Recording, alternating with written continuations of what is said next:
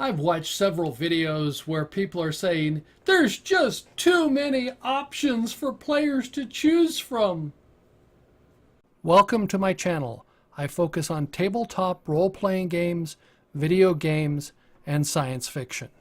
Have you ever walked into a restaurant, sat down at the table, and they hand you a 50-page menu where there's lots and lots of things? This often happens, like, say, you go to a diner where they have a very comprehensive menu which covers a lot of different things, and you have to decide what to order. How do you handle that?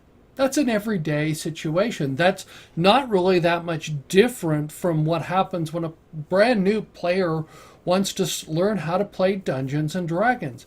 You've got a very extensive menu that you need to decide to choose from. And it's just like you go into a restaurant. What do? You thumb through, and then the logical question would be you ask the person, your friend who brought you, and go, what are you having? And the interesting question is you could go, what kind of character are you playing? Or what is good here? That's the standard thing. This is what do you recommend? And they can point you in directions. Or if you're playing a character, you go, what do you think I should play? Based upon the person's knowledge of you. Those are simple, logical things that somebody who's totally lost could ask. And you could say, oh, you kind of like dwarves and things like that, so you play a dwarf, and maybe you want to be a fighter or a rogue or something like that. You could point them in those directions. Or you've always talked about elves, so maybe you want to be an elf, and these are some of the options you can fill out, and then you can make some decisions. And you just lead them in the direction. I don't think there's too many options. Well, let me put it this way. As a dungeon master, I think there's too many options. As a player, no, I don't think there's too many options. I think that it's perfectly legitimate for a dungeon master to say, I don't want those type of characters in my adventure, in my world, because they don't fit with the style that I've set. And maybe if you want to be creative, create some other classes, other races and other classes that they could go from. Creating races is easier than creating classes, but you could do that if you wanted to, and it would allow them the difference. And so that's making your own world customized. But as a player, really, this argument that there's too many options, what happens is that the problem that I see is not that there are too many options. It's that the rule books are not written well. And I hate to say that, but they're not designed for the novice. They don't lead your hand. And how to do that is a whole challenge in and of itself.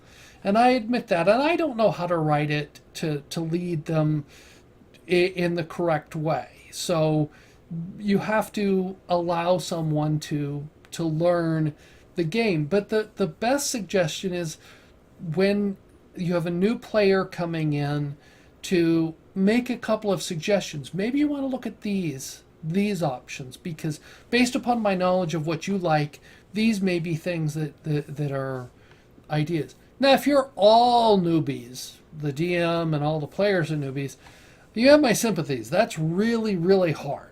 And I admit that. That's really, really difficult. If everybody doesn't, if there's no one there who's ever played before, and you're all trying to learn it all at the same time. And that, again, is the fault of the books, I think. They don't lend themselves. And what I think needs to happen, and I've seen this, and I complained about it in the video about Pirates and Plunder, was that that one tried to lead you down a path with that is a problem in and of itself, is that you almost want a simpler set of rules to introduce someone how to do the role playing and how to do the setting up the characters before you get into the full set of rules. And that is one option to do. Or you just help the player, here's that. Or if you want to do the pre-gens, give them that. But I don't think that there's too many options for the players, I think the DM may want to restrict. For example, I was trying to figure out if in my world of Tiglath, I wanted to change it so that steel didn't exist and iron didn't exist. It was a Bronze Age world. And how does that affect dwarves? Because that's a real challenge. And the simple solution is that I was going to disallow dwarves and gnomes and things like that in there. I sort of repented on that one, but and let them in. But there are some problems when you do in a Bronze Age world where you have dwarves, because they would know, they keep digging in the earth and knowing things about that, and would they know about steel? But that's the riddle of steel, as in the movie Conan, the original Conan with Arnold. So what's your opinion? I've seen several other videos where they think that there are too many options, that you want to go with simpler. There are character classes and character races that I don't like, and I've had them sprung on me, and I really don't like them.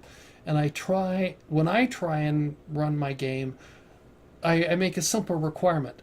I need to have the source material. So if it's in a book that I don't own, you can't have it.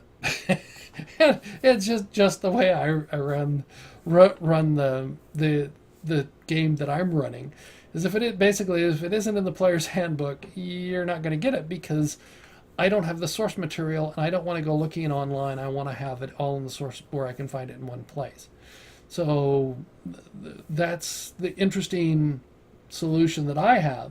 What have you done? Have you restricted your player characters from certain races and classes, and why? And do the players think that that's legitimate for the DM to do those restrictions? But try and fit it in with the legends and the setup of the world. So give me some comments below. I look forward to seeing what you have to say. Thank you for watching my video.